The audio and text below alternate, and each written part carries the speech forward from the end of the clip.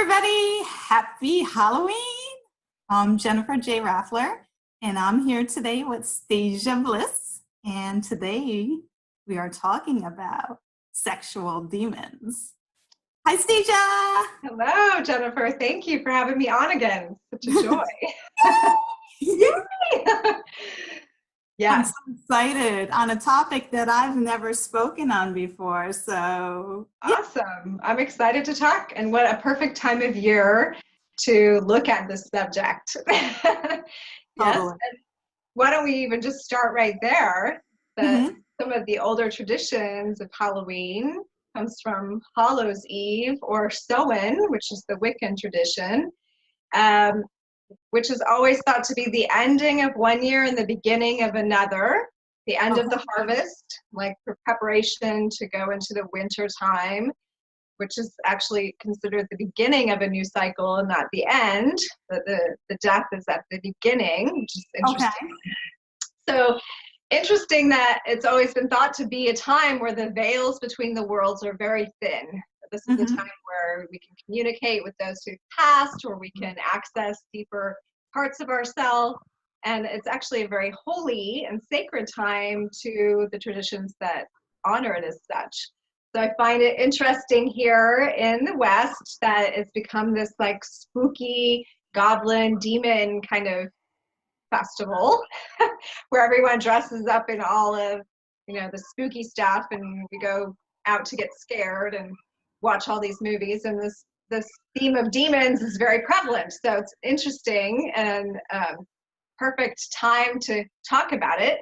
So of course, from my perspective, I'm always looking at how we can be the most empowered in any conversation, any topic.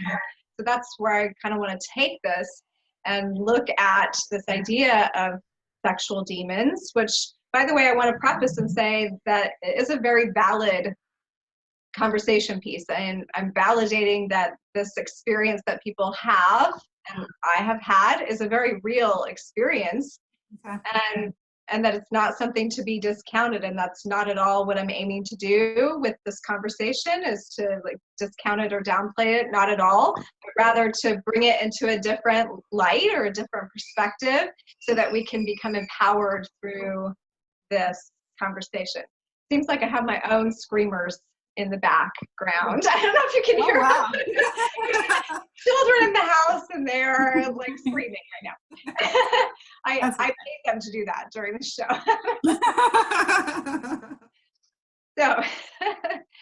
So where shall we begin? So I feel like where we shall begin is this idea of our sexuality and how very powerful and potent this energy is. So I've recently released an online course called Conscious Sexuality to help people kind of walk through. Yay! It's on udemy.com. And it's actually at a screaming deal right now because all their new stuff they launch at like a ridiculous discount. So if anyone wants to sign up, like, now's the time.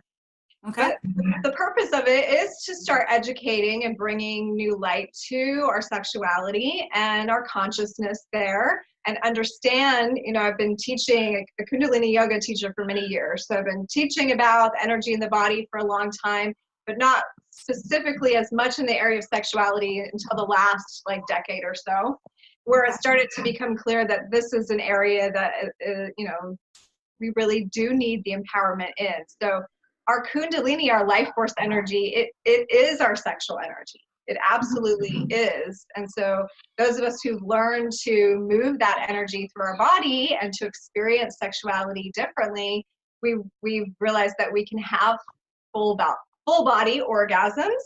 And that is due to the fact that our Kundalini is awakened and is able to be directed in all of the different parts of our body. So when we're working that energy, we are working the whole spine, our whole entire access to life force energy that is never really meant to just stay in the sexual organs. That's just one area where, we feel it, and as a primal, very, animalistic stage of our humanness before we're fully awakened. And you can even say, looking back in our evolution, this is the procreative force that would, want us to procreate and sustain life on the planet. But as we awaken and as we begin to move that energy in our spine and remember that this is actually the energy that birthed us here. This is the cosmic energy that is, I believe, responsible for all of life, for all of creation, is this cosmic Kundalini energy. And that in human form, we have the capacity to create not just other human beings, but we have the capacity to create our lives. You know, I also have a book, should have brought it down here, called Create Your Life, Not Just Babies, where I'm talking about like how we can use this energy as a creative tool in our lives to create what we desire. And that book kind of details how we use our intention and how we enter the space in a sacred way. Let's say we're not even there yet. Let's say we haven't even come to that place in our process, and we're having sexual experiences, you know, as we do, as we're growing up. Like maybe we grew up in a restrictive environment that told us not to, and we rebelled and decided to, or we grew up in a very free family where it was okay. Anyway, we all at some point end up exploring this part of ourselves. It's very natural. So from the perspective of empowerment, I like to think we're all on this empowerment journey, much like we're on the journey of awakening all the spinal centers in our spine to awaken all of our faculties to become more and more conscious. We're also on a journey to reclaiming our empowerment as cosmic beings that are in these forms. And so what that means to me is that our various sexual experiences are also tools for our awakening journey. So let's get to the demons, shall we? Yes, what are STDs? Sexually transmitted demons. Okay, so let's look at that in both the physical way that we know what STDs are and the spiritual way of STDs, is meaning a demon. So by the same token, either one of those, had we got them, we would feel disempowered. Yes, there would be an experience where either physically we now have this dis-ease that we're having to deal with and not feeling fully empowered in our body, or we're having this energetic siphon where we're also not able to fully access the truth of who we are and our energetic signature as cosmic beings. But like I say about everything, I feel like we do draw into our experience the things which are stepping stones, catalysts, contracts, if you will, soul contracts that are meant to bring us into an empowered state. So let's think about the idea of having an experience with an ET. And this is a real thing. Ooh. Had this sort of very harrowing experience. And I have, to the extent we're in plant medicine journeys, I know how very harrowing of an experience that is to encounter a not human form. And then to go a step further and feel that you have been violated or even used for, you know, sexual experiments or whatever. Like, this is also a story that has been told. And I'm not going to discount anybody's experience. I'm going to say any experience can occur in the free space of the universe. And then my question is, why does this occur? What does this mean? And what do we do with it to become empowered? Because I'm reading, you know, your post, and I'm reading some of the articles that you sent me about this, and I have read some of this stuff in the past. And my initial response is, even though this seems to want to empower me by giving me information that I should be aware of, ultimately my whole self feels a bit constricted by reading it, in that instead of feeling powerful and empowered by this, I feel like part of me wants to be afraid of it.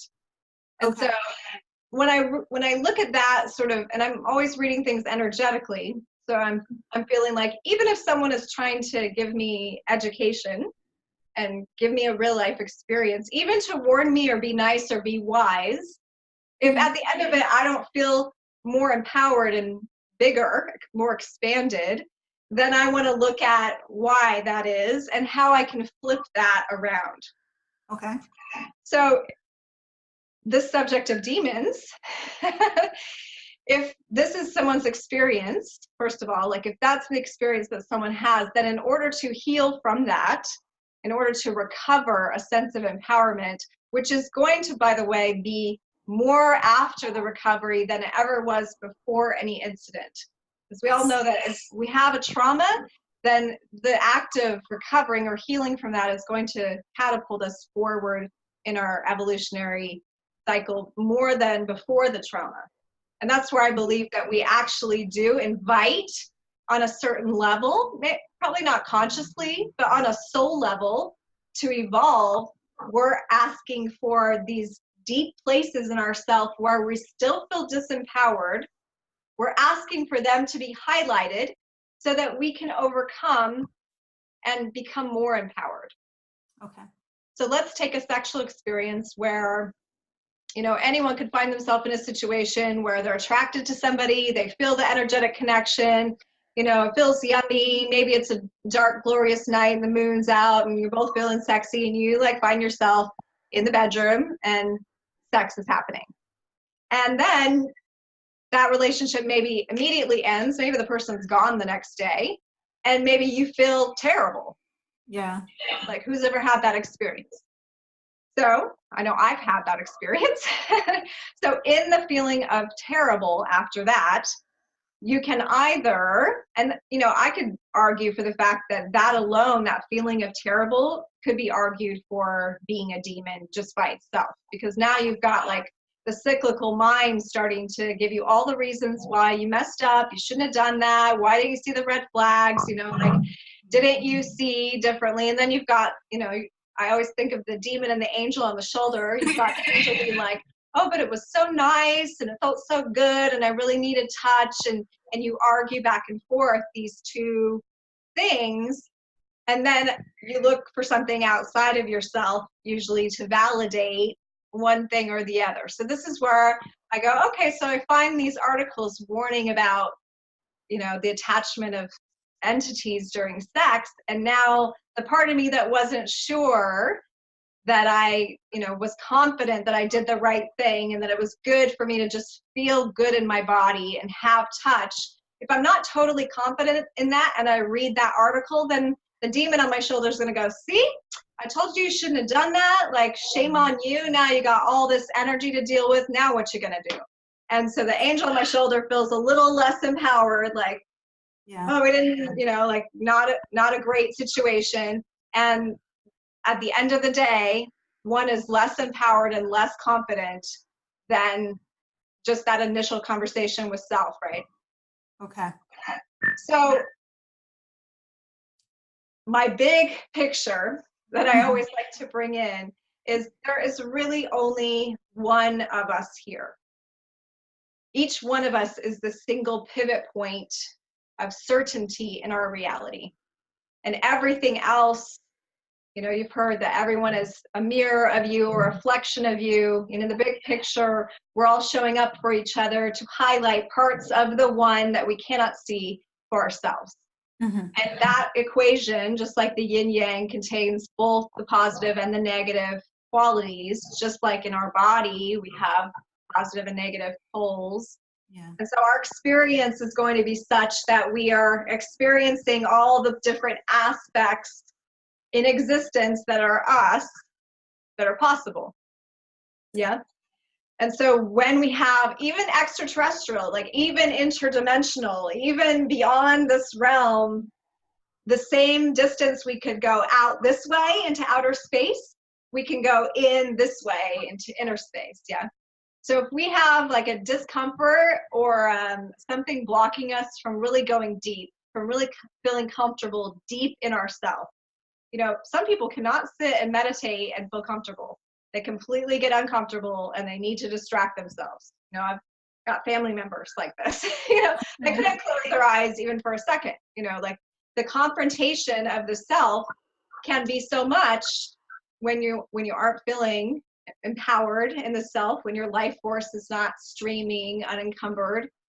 You know, it's encumbered by usually social programs or conditioning or childhood stuff or ancestral. Like I can just think of family growing up in a very religious setting, and I can look at my aging parents who I love and who are amazing and awesome, and I can tell that their life force isn't streaming in the same way as someone who feels very comfortable in all of these sorts of topics. Like they wouldn't even be able to have this conversation with me.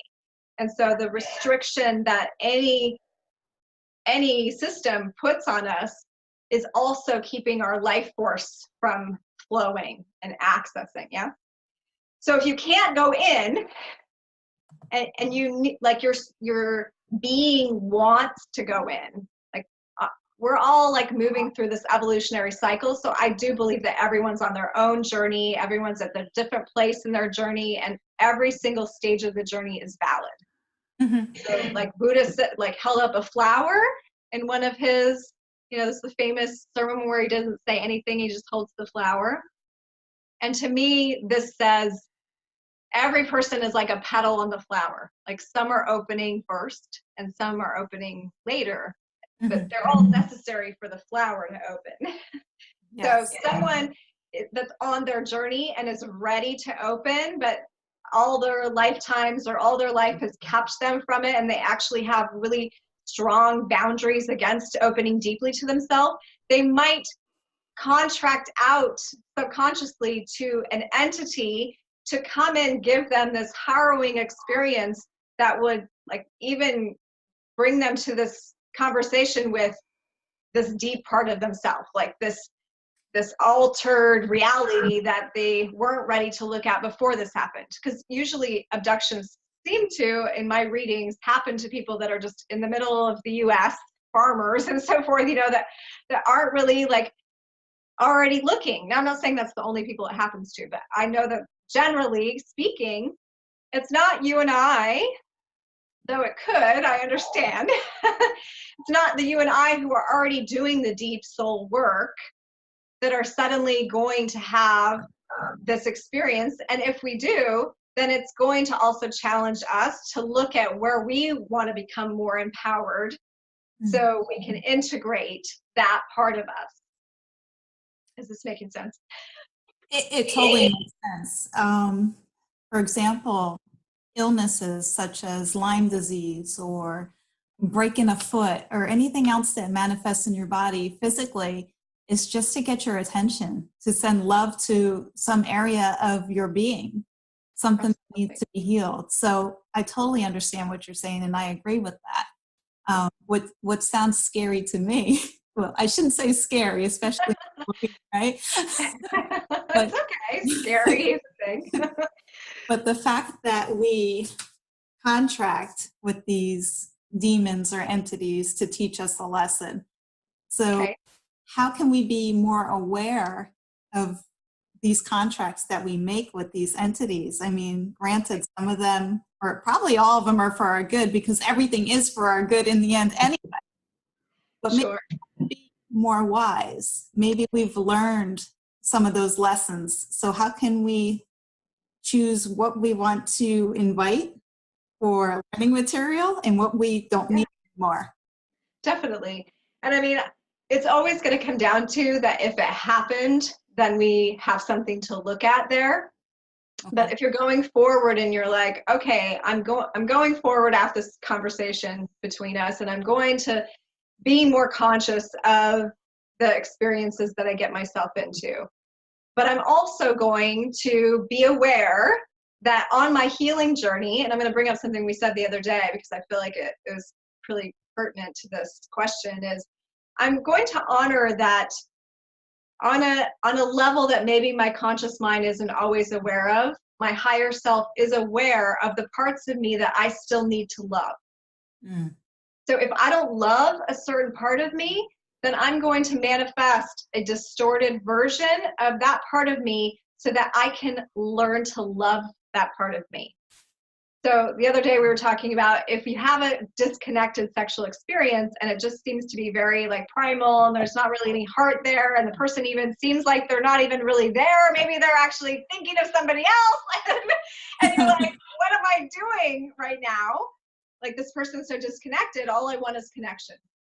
And so you come out of that experience and you can say, okay, and now I'm going to use some integrated consciousness theory that is part of the work that I do, studying with Lisa Kay. And this is the line of questioning is like, okay, what did I not like about that experience? What did I not like? Well, I didn't like that we were disconnected. Like he was only, or she was only like in a very base level primal connection. Okay, I didn't like that. Yeah, like I didn't like that. I wanted the full thing. Okay, so then we look back at ourselves and we say, okay, where do I only show up part way? Like where might somebody see me as being disconnected? And it might not be sexually, but it might be. Like, have you ever had an experience where you're like, I actually just really need sex right now and I'm not really sure that it's anything else. And so you let yourself go into it and feel good. Of course, as women, we generally then start like having emotional responses, but sometimes we must admit as women that we too have entered that place to feel loved or to feel accepted or to feel comfort. Maybe not all women, but I think a large majority also. And so if we can find that anywhere in ourselves, that we too have, even just in conversation, say someone wants to have a full conversation with us and they're all dialed in and we're like kind of checking out, you know, thinking about dinner, thinking about the kids, and we're like, and they're thinking, this person is not here with me right now. But you're going, well, I have all these other things going on and I wasn't really wanting to have this conversation. It just happened and, you know, like here I am. And so you're like, I actually love that I was able to just pull myself out of that, be like, gracefully, thank you, and go home. And right? multitask. Yeah, you're like, I'm actually okay with the level of disinvolvement that I just had with that person, right? So we've all been guilty even of that in conversation. It could be someone on the bus, you know, it could just be anyone. And so when we can find that quality in ourselves and say, yes, I have been guilty of the same thing, and love that part of us. Like decide, I love that part of me that sometimes does not give all because that's not what's being required of me, and I'm actually good with the level that I've given. You know, sometimes we don't have it all to give. And so if we can love that part of ourselves, then we can also love that primal instinct in us that sometimes just wants to be loved all by itself. Sometimes we're like, in my evolutionary process, I have disvalued, you know, sometimes religions too, like disvalue the body or disvalue primal, you know, primal feelings, primal connection, and to really get back into our full body and embody our whole self, we also have to love that we have primal instincts, that we have animalistic instincts, that all of that is lovable and awesome and powerful. And sometimes we have to do it one piece at a time. You know, like one thing I've realized by having full multi-dimensional sex with somebody is, whoa, this is a lot to plug into and maintain over a long period of time. Like it really is. Like I said this to you the other day, I actually question how many people are sustaining that kind of an interaction long term. Because as we're maturing spiritually and we're recognizing how much it really takes to be 100% in the zone, present, connected at every chakra center, loving, like loving ourselves, loving all their stuff, them loving all our stuff. I mean, this is a big ask. Oh, yeah. And so sometimes we need to piece it out. And we need to like manifest a demon or two so that we can go to those places, you know, go to those places and love those empty out parts of ourselves. You know, like if you have energetic siphon on you and you're like, what is this? I've got to turn my attention to what is sucking my energy right now. Yeah. And if you really do the deep work, you're going to find, look, if I have allowed an opening in me for something to get in, that's my allowance. I opened myself unknowingly, but I did not have full integrity in my entire field, and it's okay.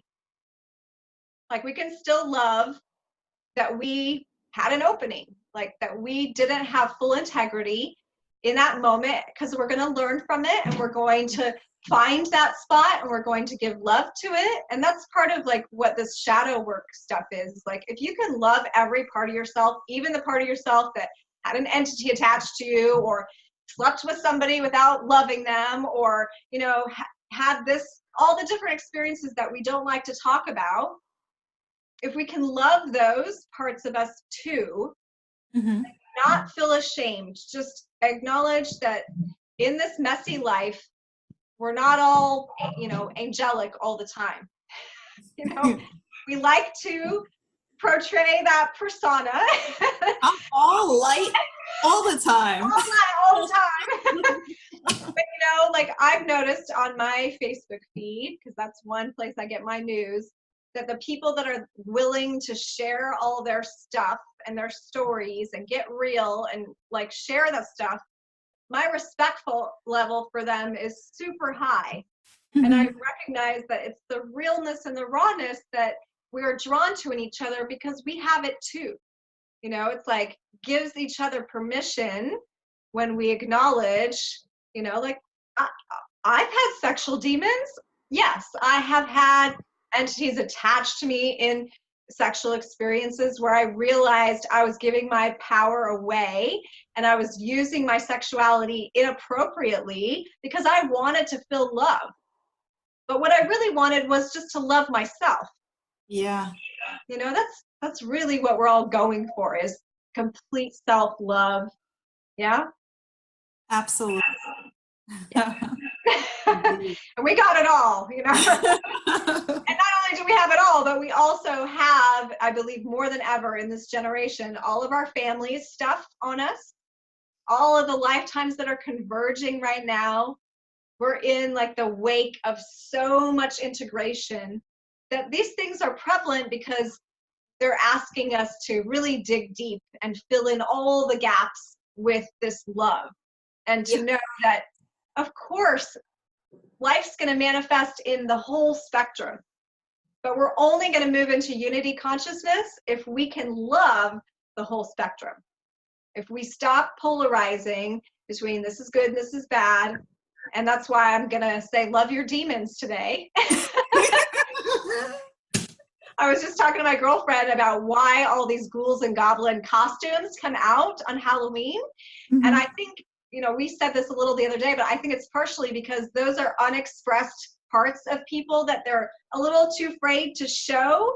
So in Halloween, it's like this distorted version comes out where they really secretly have this demon in them that they don't want to bring it out normally. So now on Halloween, it's acceptable, you know, to run around like that. And people just think it's cool. You know, in Bali, it is the tradition, if you've ever been to Bali, they wrap all of their temple deities in a black and white checkered cloth. And what that signifies is that they honor both the demons and the angels and the guardians at the same time. That both are offered offerings. So they leave like a garbage offering for the demons. They literally do, like a little plate of garbage. And then they have a little offering plate for the guardians with an incense stick and like sweets and things that are lovely. So every day they are appeasing both of them. And then they have one day every year where no one goes outside because it's the demon's day. Oh. And they know if they go outside, they're going to be in big trouble. Like, it's the demons have free run of the island. And like, that's just a thing to keep them not wreaking havoc, you know? Okay. And so I kind of think this is brilliant in a way, like that if we could somehow apply this to ourselves on a regular basis, which is, you know, it's not that they're letting the demons run and wreak havoc all the time, but it's also acknowledging that they are a part of existence. You know, I think some of us in the New Age have this woo-woo idea of the era of peace that's coming where everything nasty goes away forever. And I'm like, well, I'm not really sure that's how it's going to work. I mean, like, surprise me, but I think it's just that our consciousness is shifting so we don't see things that way anymore.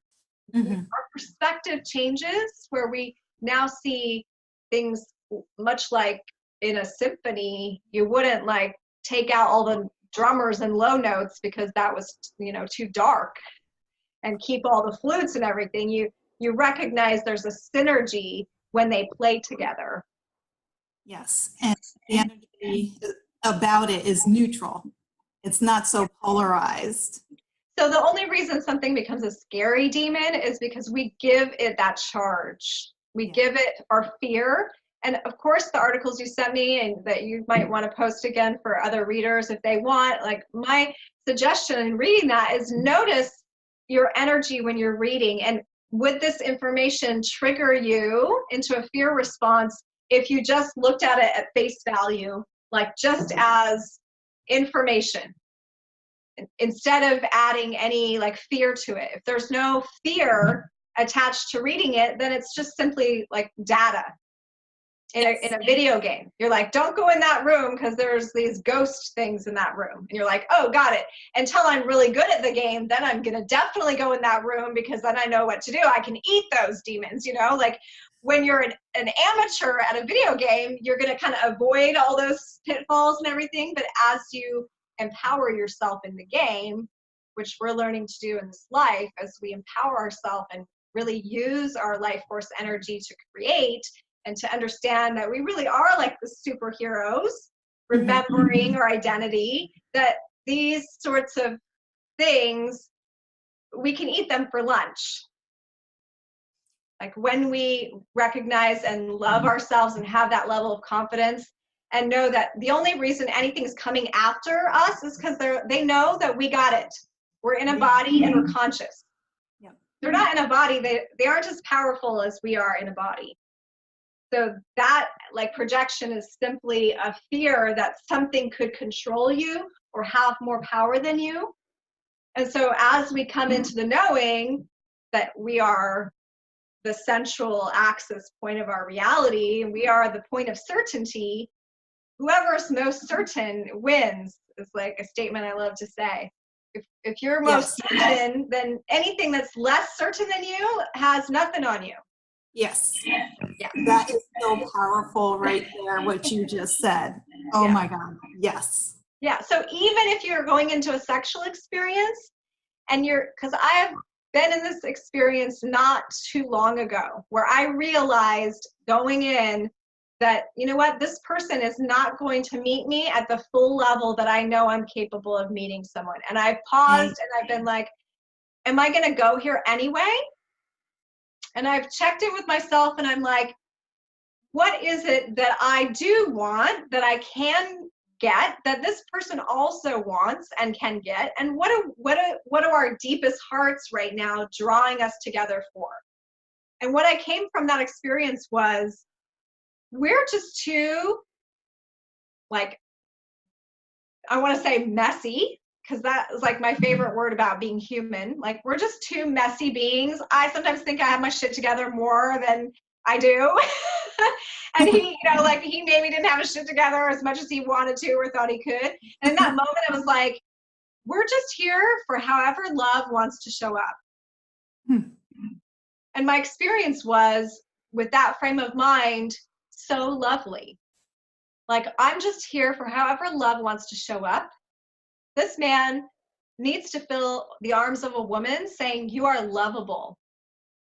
And I was like, I need to fill the arms of a man saying, you're strong. And so together we had this exchange that was not so up here, but it was very much like an understanding that we were showing up for each other to support each other in a faculty that we needed in ourselves. He needed to love himself more, and I needed to feel stronger. So it was like, you do exchange in sexual encounters, but if you go in there as the conscious person, you can decide what you're exchanging. And you can make a decision, and that's part of what I talk about in that book, is what is your intention for this connection? And you can quietly say it to yourself, or you can speak it out loud. My intention for this connection is to exchange love, or is to feel your strength and to bring some of that into me. And when we make an intention and then we go into that very powerful zone together, that energy that's generated there, it literally does power up our intention, and it sends that intention like ripples into our reality and back into ourself.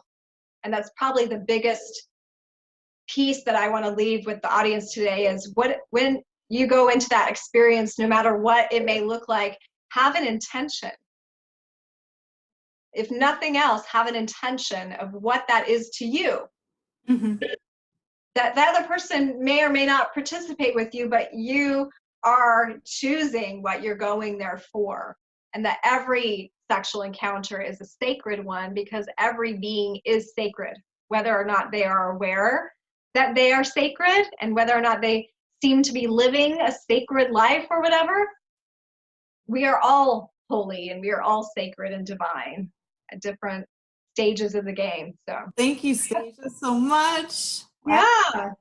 So we don't so we don't need to fear the demons, and that demon is just a word and a label, and however we decide to take that on is up to us. If it's something to instill fear, that's on us. And if it's something that we just recognize as is and a tool to further our evolution, that's on us as well.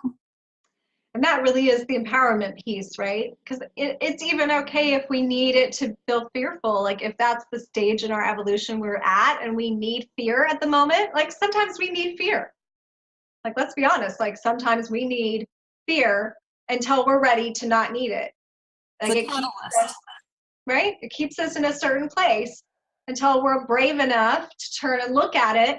And that's the time to dispel. You know, like we're not always ready to do it all at once. So again, it's just like love ourselves where we are, you know, like love ourselves where we are.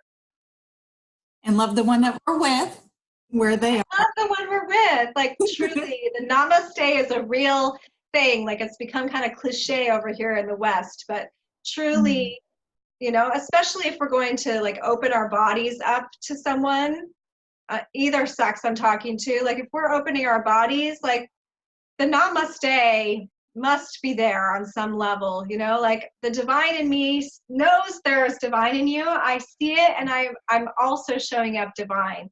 And divine in some people's mind might mean, oh, you have to be in the holy robes with the aura or whatever, but it really just means that that exists in all of us. Like we're just showing up together, divining each other. Yeah, even Perfect. the demons. Even the demon. So if anybody has any further questions on spiritually or sexually transmitted demons, where can they find you? I obviously know that you're on Facebook. I am on Facebook. You can also go to my website, blissinthehouse.com. This is the house. This is the house. Blissinthehouse.com, and then, you know, you can reach me through their email, or I have a public figure page on Facebook as well too. So find me and follow me, and if you want to take any of the courses that are available, I can direct you there as well. But yeah. Okay, perfect. Happy Halloween, everybody! Happy Hallows Eve! Get your spooks out. Thank you, Jennifer. Thank you, Stasia. It's a pleasure as always. Always. Always, sister. Much love. Everybody.